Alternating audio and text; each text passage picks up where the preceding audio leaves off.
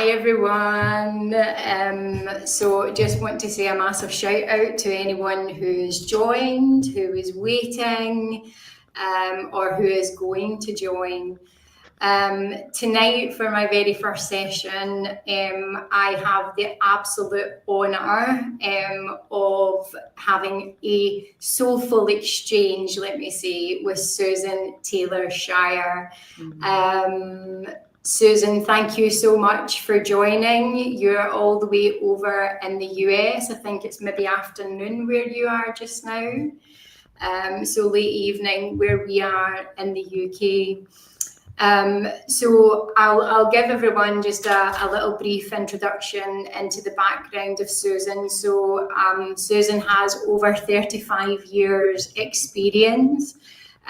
She is an author of 4 books, an intuitive channeler, and owner and founder of Soul Mastery. So welcome, Susan. As I said, this is my very first session, and what I like to do is I like to give people a little bit of context around, obviously, the intention for the call. Which is ultimately centered around soul awakening and soul mastery.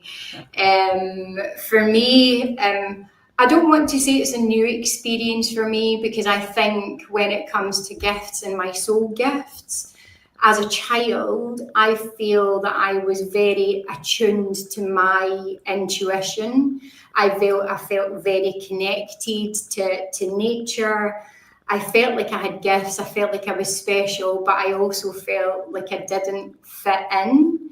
And there was various different things that had happened in my life, and then life got in the way and I closed a lot of things down. And it wasn't until probably 2022 and I started on a bit of a journey myself, and I felt inclined to start to write poetry. And in writing poetry, I felt compelled to share that with the world, and I started sharing that through social media, which later turned into a book, which is The Soulful Explorer, the Architect of My Soul. And the basis of that was on the effects of generational trauma if left unhealed and unnoticed. And whilst I share an honest reflection of my childhood growing up, the intention behind that was to help other people. But what it also did was honoured the wounds and the wisdom of my ancestors and the lineage down the line. And then in 2023, I went through a 13-week period where I was astral traveling and remembering my dreams every night for 13 weeks. So I was aware my soul was leaving my body. Now I was asking, and this question is only for the brave, like, who am I when I was getting into the meditations? What am I here for? What's my purpose? Because there was a deep sense of like unfulfillment, disconnection, etc. And lo and behold, one of my experiences was where I was taken to a fair, and I had to go into this sticky wall, right? And I had this helmet on. This was in the dream, a helmet on, wires coming out. And then I had to go into a lift, right? The only way I can describe it was a lift, but I get pulled like this. And all I remember is 179, right? The number 179. Don't know the meaning of that yet. But as I got off the lift, Robin Williams, yeah, who is in Morecambe, he was wearing his Morecambe Mindy, his braces with his rainbow t-shirt. He was dancing. I couldn't hear anything, but then to the left, it was like silhouettes of souls. And then I looked over to the right, and there was Archangel Michael. That's all I knew as Archangel Michael. And he came over and placed a white ball of light in my hand, and he placed a white ball of light into my upper right molar and told me that I was a healer, right?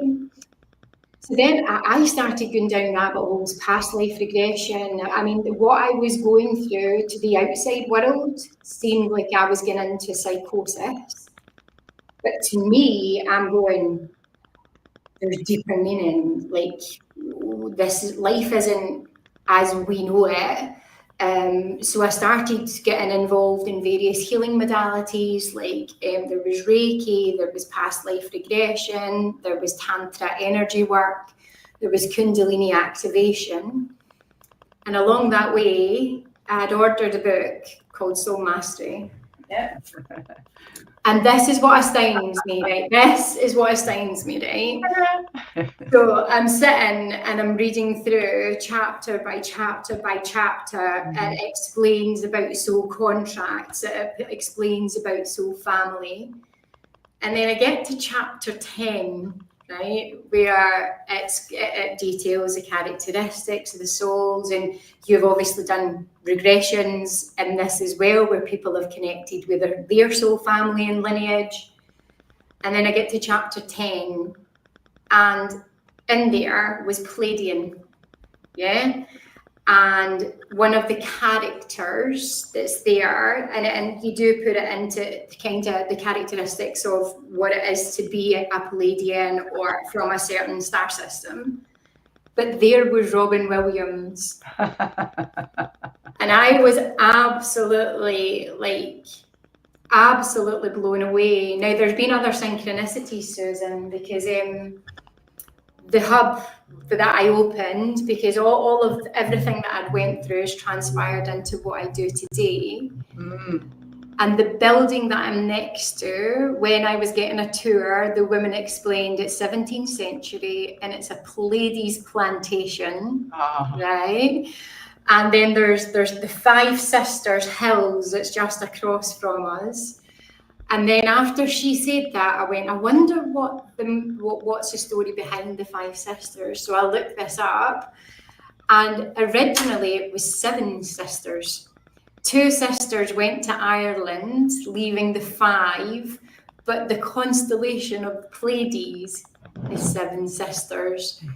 So these are all these things, and for me, the intention behind this session is to speak with you about more insights and sharing some more of your wisdom around, obviously, soul mastery, the activations that you do, and where and how did you step into your gifts as an intuitive healer.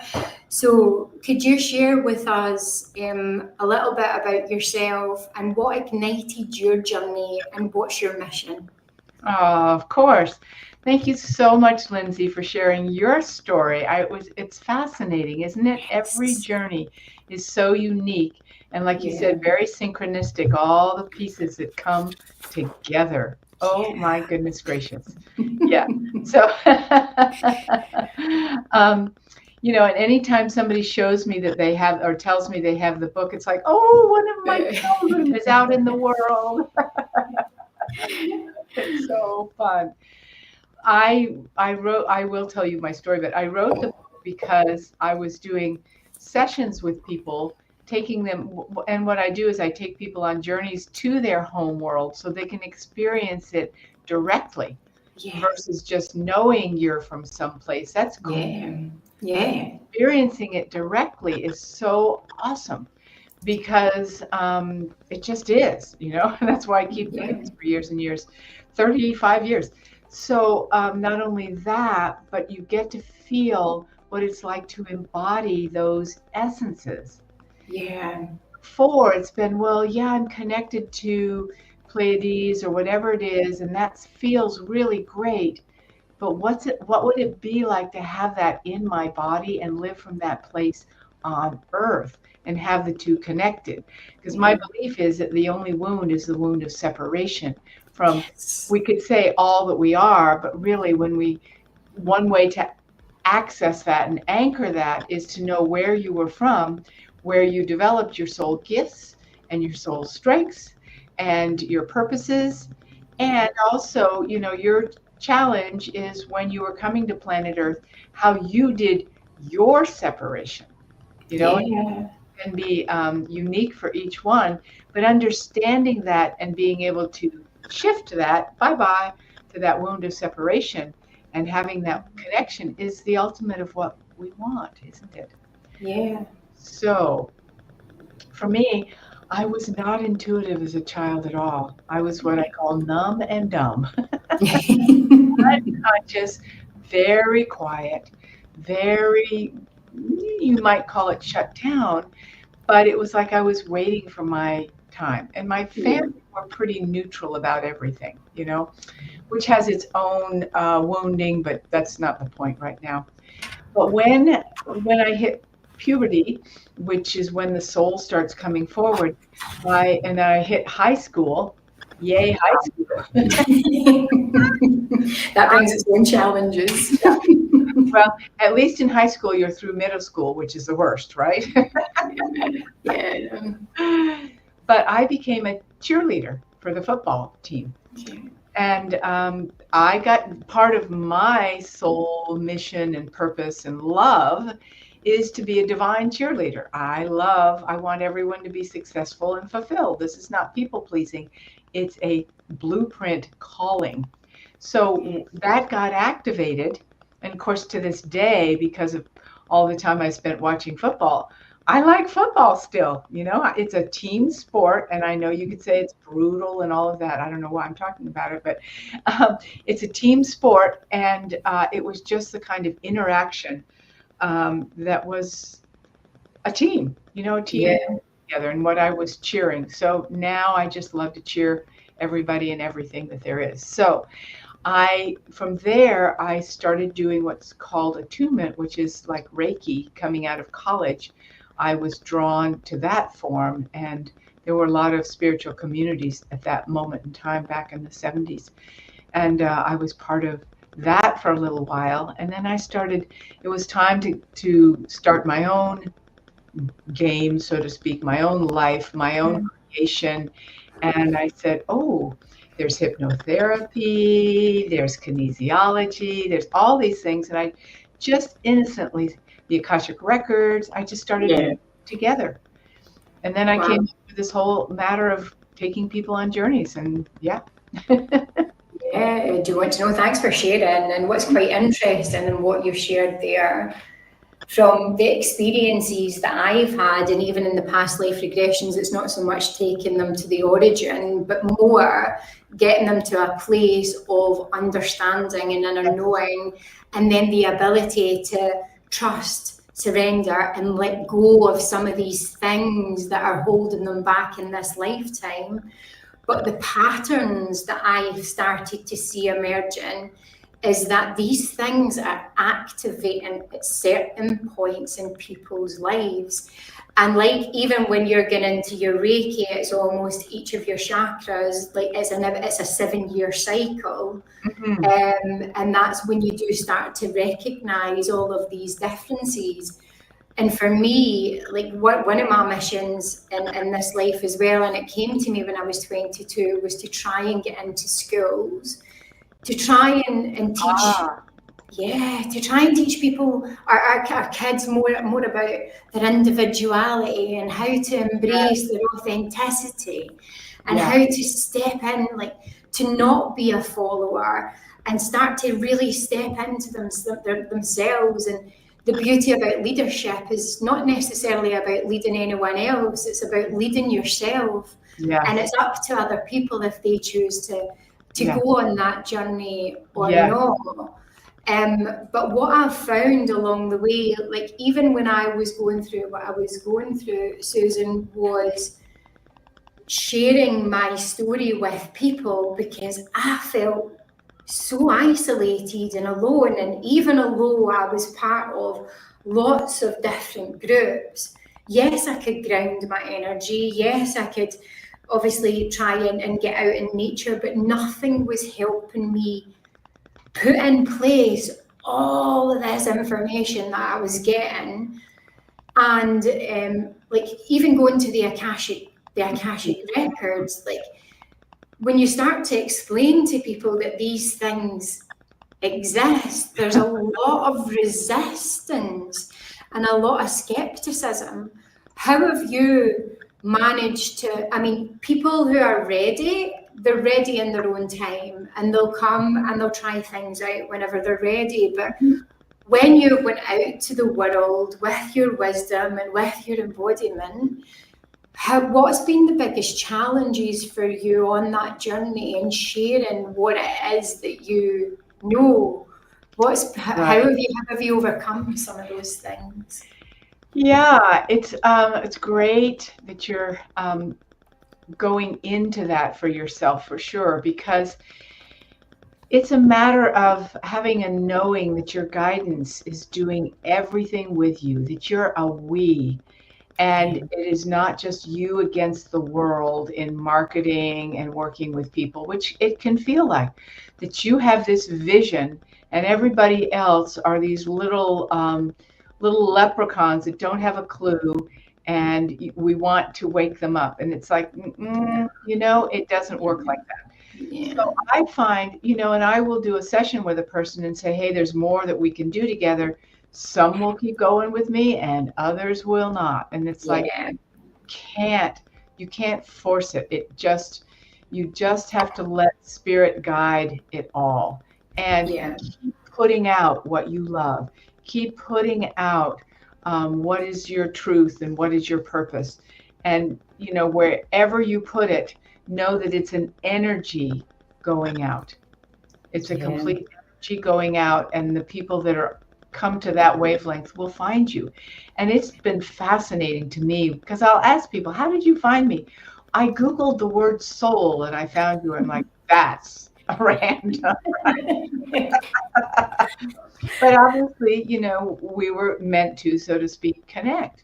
All they did was Google soul. And then somebody recently said, I Googled the Akashic, working with the Akashic records with your children. And very few people do that. Some people say you're not supposed to open the records for children. And I'm like, why not? But anyway, so my name I love that.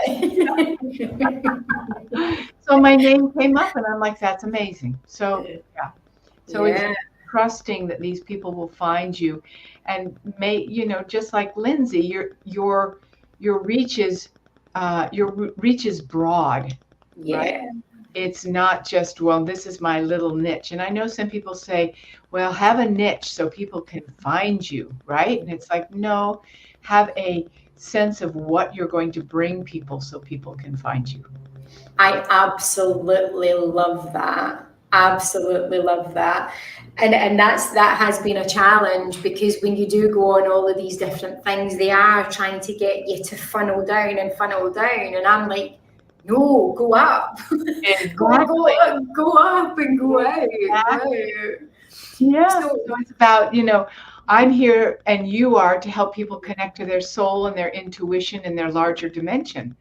So who's ready for that is who you want to be with, not whether they're a mother, struggling with their children or whatever it is. It's like all walks of life. It's a soul level offering. Yeah. Absolutely. Absolutely. And the beauty in what you're saying there as well. For me, it was almost like when everything happened, I was looking at the world through new eyes, new ears, and I was sensing all of this stuff. And my inner energy was activated. And when you're trying to say to people, like, you are the creator, you like, it's a matter of energy and of frequency, and really what you're putting out, you're getting back in. And I found that's been a little bit challenging for people to conceptualize. I think that there is more openness to the work that we do these days. Yes. It's definitely there has been a major shift. And like in Dolores Cannon work, that they talk about the new earth and the split of the earth and all of these different shifts that have been happening. But for me, it's being grounded in your own self, it's knowing your own truth, and it's stepping into that innate power that resides within each of us, and going about your life authentically, because whoever's meant to hear and listen, they will hear and listen. So in your session, Susan, what would you say has been the biggest transformation that you've found in some of your clients when you've taken them home? Because in one of my other meditations, I asked to go home, right? I asked to be taken home. Yeah. And I got like sucked out my body at such a rate. It was like, I remember saying, slow down. And I got to this place that I thought was the Akashic Records, right? But this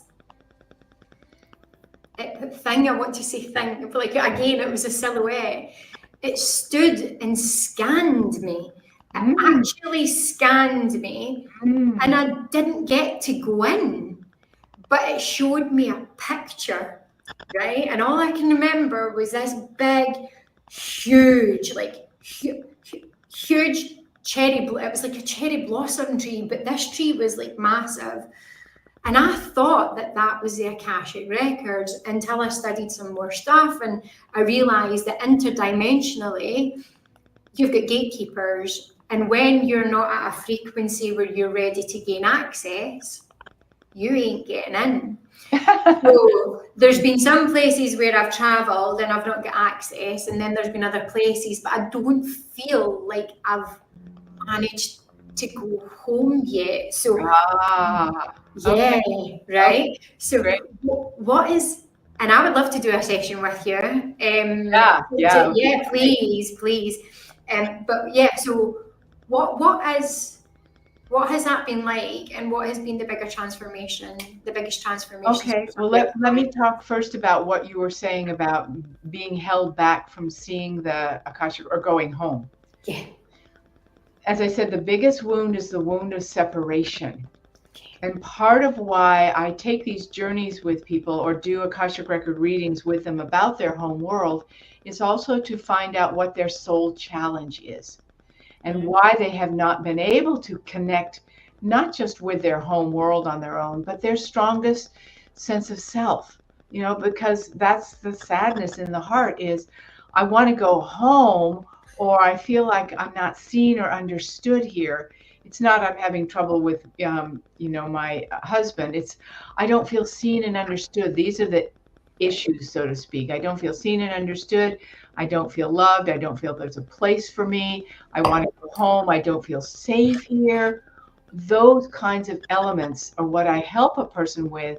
And we often do have these blocks, which I explain to a person in a session, that won't allow you to go home to your home world. And it's just your soul level challenge. And it's the deepest challenge. It's not about your parents. It's not about anything in this lifetime or a past life. It's about your soul life in other worlds where the disconnect to that. Okay. Wow. So that's what we release. So you can go home, right? So one of a major transformation for a lot of people is being able to go home and feel what that feels like in your body, to feel at home in your own human skin. Yeah. Home on earth is no small thing, right? Yeah. To feel seen is no small thing. When you don't feel that there's anybody that gets you, anybody that you can trust, we change that by going into what your home world is, and you get a sense of the beings who are there, who still love you and still see you, and you carry them with you. So, biggest transformation, gosh, there's so many. I think of a girl, it's, probably the biggest transformation is people who want to commit suicide and then they don't, right? Yeah. Don't want to be here, and to be able to help them stay put, so to speak, right? And to realize what their gifts are and what they have to bring, and to help them understand why they're having such a difficulty being here. Because it's not like, oh, no, you need to stay. It's like understanding why at a soul level they're having difficulty and what they're disconnected from that's keeping them from being fully engaged or Yeah. even liking to be here, right? Yeah. Yeah. And I think, and this is something, it's big. It's because I myself, and when I was saying when your body is going through changes and you're not recognizing that there are these changes, that was presenting itself. So being perimenopausal for me presented itself as some real like mental challenges. Like I went from being a top performer, hitting things out of the park, up every morning at 5 o'clock exercising, getting my mindset ready, and just like bringing it home every single day, to not being able to get out of bed. I mean, my husband had to pick me up so many times. And I remember coming home in a car journey, and I just was like, I don't want to be here. And I was ready like for taking the car, but I'm quite a positive person as well. And I thought, I'll survive that. So but it's a serious, serious matter. And so it's a new way of looking at it. It's the not feeling whole, but then actually understanding that there's a more depth to that inner exploration, and it's not even at a physical level or a mental level, it's actually at a soul level. And this is the stuff that I'm trying to get out to people as Yes, much exactly. as possible. Yeah. There's so much more. It's nothing to do with the external environment. It's all internal, and there's different levels. So I've got a question for you. So I've got Lindsay Campbell. Thanks, Lindsay, for joining the stream. Yeah. And Lindsay's question is, as a person who's very open, who then suffered trauma, what advice can you give to get back into being your authentic self and reconnect with your soul? So that's Lindsay's question to you, Susan. So as a person who has experienced trauma, what advice would you give her to help her reconnect and reconnect back with her soul? Okay, great. So I was going to say before her question came up that one can even work with physical challenges at a soul level. It's all energy. Trapped in the body. And I have had wonderful experiences being what some would call a medical intuitive, and tuning into what's missing in the body that is needed. And the same goes for Lindsay Campbell, that emotional trauma is usually an old PTSD situation. And that's why it's so traumatic. It wasn't just this moment. It's like replaying something that your soul wants to help you not learn from, but move through, because we come into life with these soul challenges of separation, and we bump up against them because we are moving forward. We're creating more in our life. We're expanding. And the old pattern comes up to say, well, do you want to stay in survival, or do you want to move forward? And so what can happen is the old pattern, the trauma of the old pattern shows up. I'm trying to think of an example of something of that nature that I've worked with. It's just everybody all the time, even a car accident, right? Somebody has a traumatic car accident, they're hit from behind or they're hit from the side. It all is symbolic or metaphoric of what the soul is wanting to help them with, to not be, say, if you're hit from behind, means you're completely powerless. Somebody is in charge of your life that you can't see. It's like an invisible enemy. So I would help a person to move through that part and get reconnected in an even bigger way to the dimension of their soul that doesn't allow that kind of trauma to happen. It doesn't need to have that trauma happen again, because you're expanded into more of who you are. And the more you're expanded into the more of who you are, the more joy you feel and the less trauma that happens. So little things will happen, but they're not so traumatic, and you don't attract so much old soul wound trauma. And you start to live, and you're not sitting in fear going, oh my God, I could get hit by a car every time I get in my car. So, yeah. And it's like an imprint. So it's an energetic attachment or an energetic imprint that we've really physically not let go of yet. So some of the things that I do, Susan, to help people is I do tantric de-armoring massage. But this is to help with the physical attachment in the body, where the energy stuck within the body, it's not allowing them. So it's to relieve the pain. But during that whole process, there is, and I don't know if you've heard of it before, it's Kundalini activation, which again is helping the body work through at a soul level all of the things that's been imprinted into our energetic channels, helping bring that insight to the mind to allow them to have the awareness not to reattach, not to be attached at an emotional level, but to observe it and then be in a position of empowerment to actually let that go. So it's not too dissimilar, some of the things and some of the modalities that we're doing, but it's just at a whole new and other level. Yeah, beautiful. Well, that life force energy that you're working with is the same thing as connection to the soul.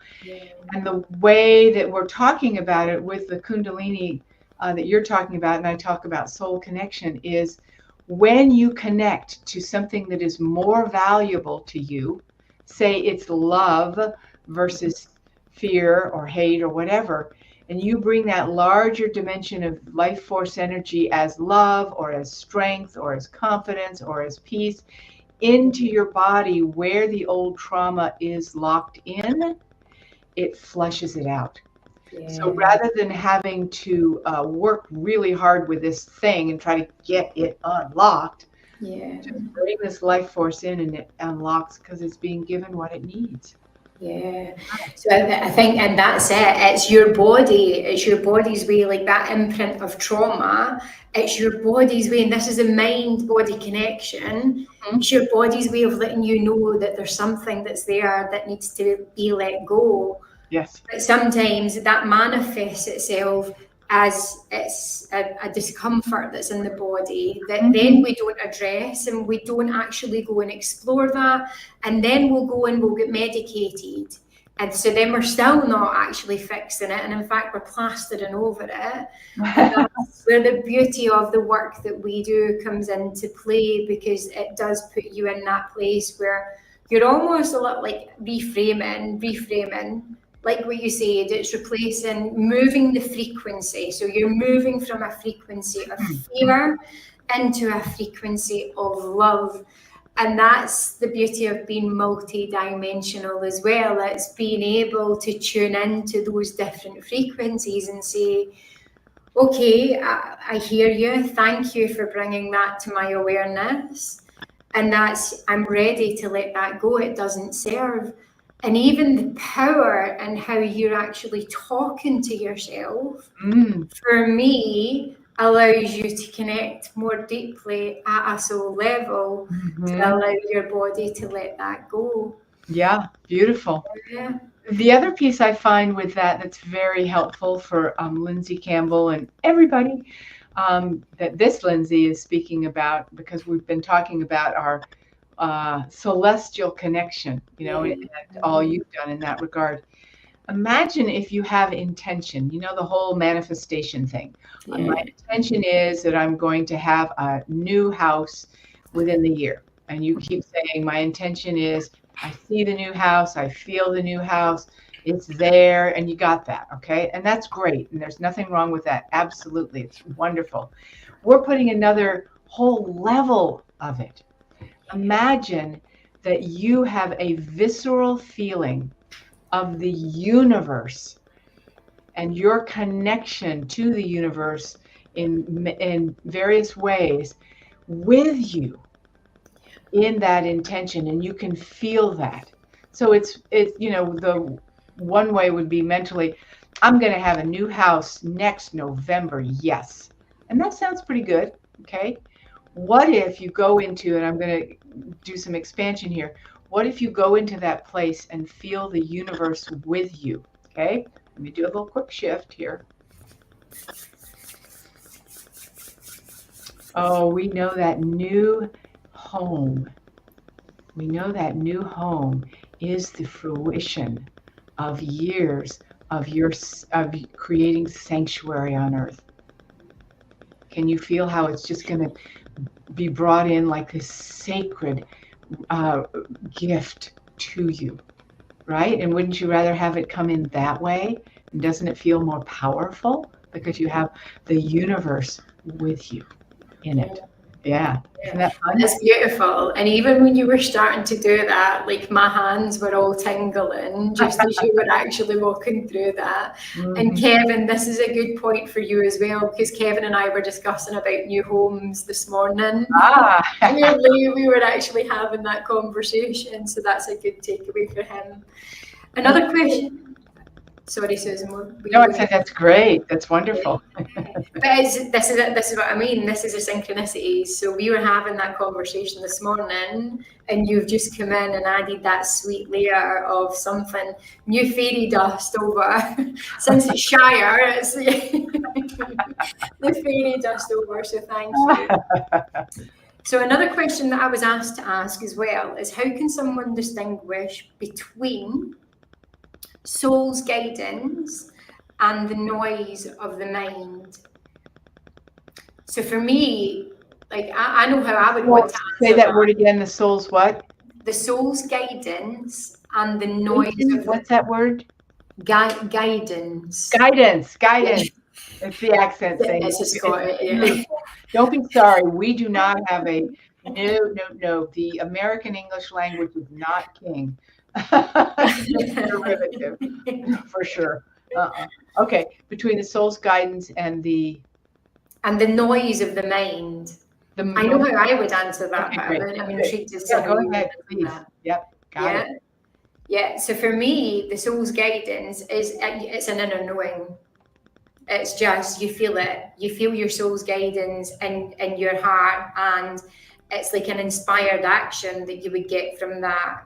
Whereas the noise of the mind is probably more something that's distracting than your soul's guidance. Your soul's guidance for me is more of a feeling, whereas the noise of the mind is more of just a kind of busyness that distracts you from your soul's guidance. Does that make sense? Have I explained that properly? I'm understanding it. That's what matters.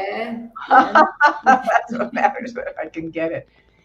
Yeah, I actually have a fifth book that just came out this fall. It probably wasn't in the bio.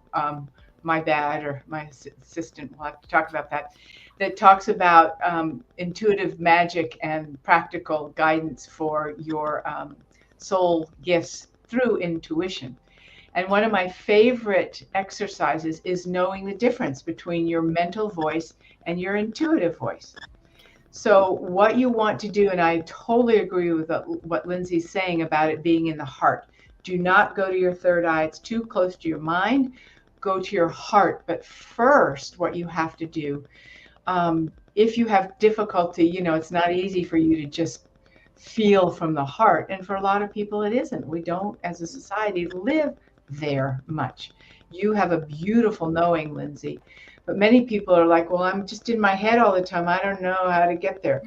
So you will find that your guidance, yes, besides the fact that it is very loving and very supportive and very wonderful and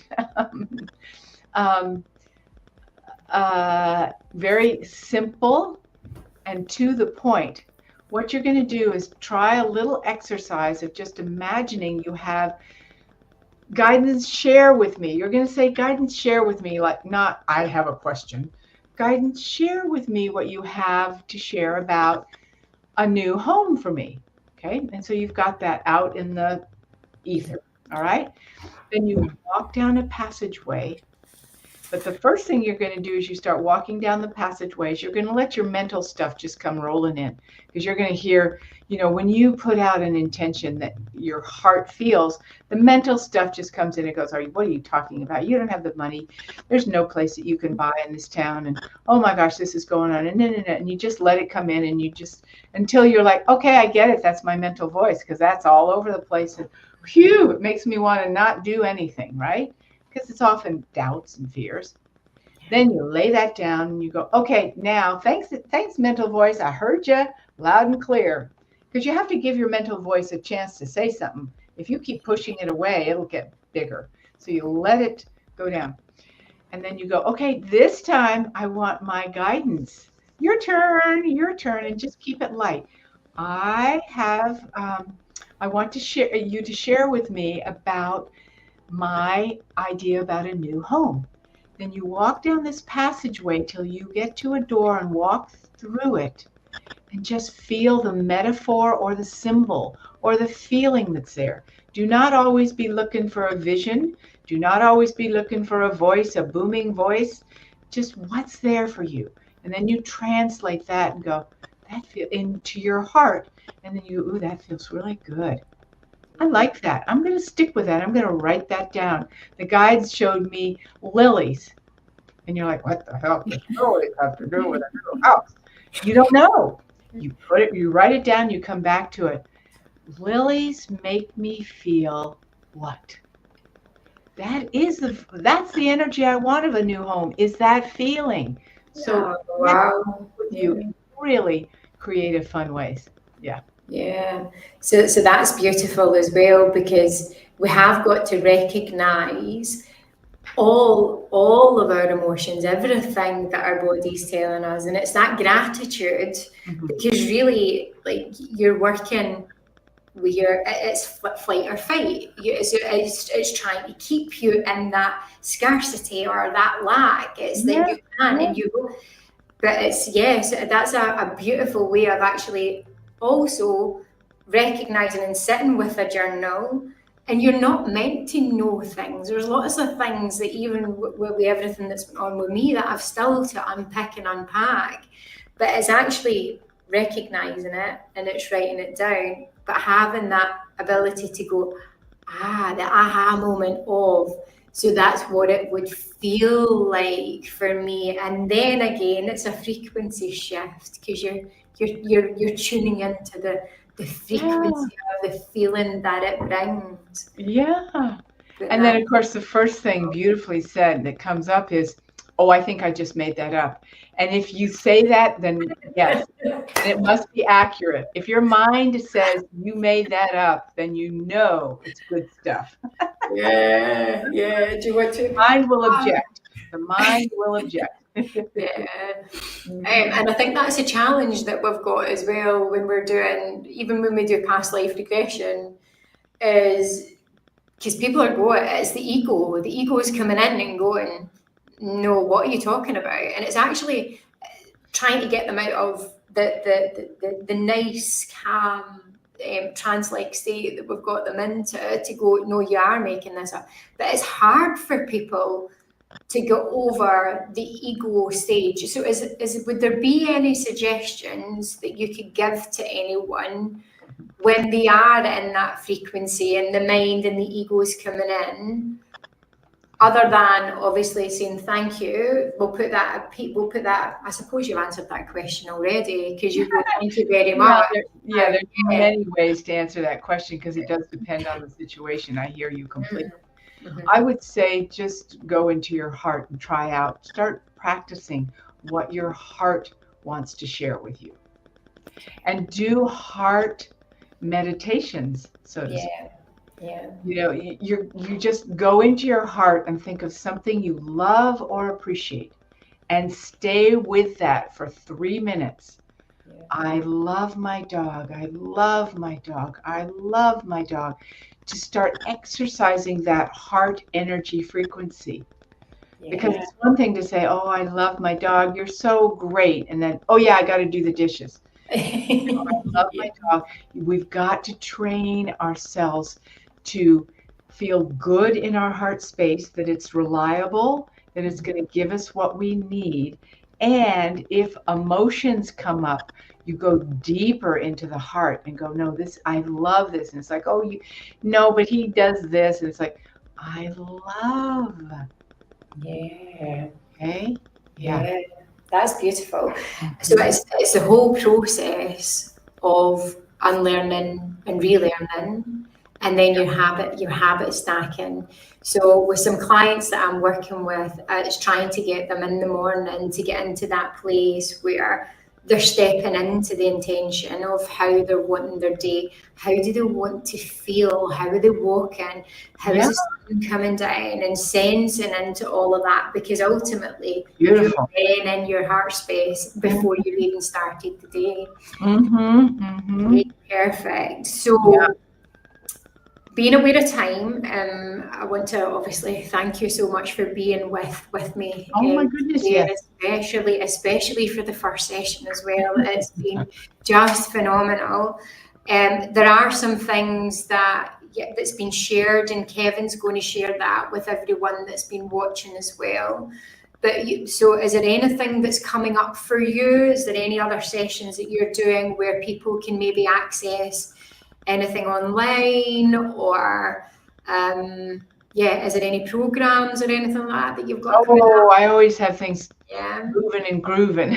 Right now I have a special on half-hour sessions, but it's only till the end of February. Okay. So go onto my website right away, and you can always just purchase one and use it later.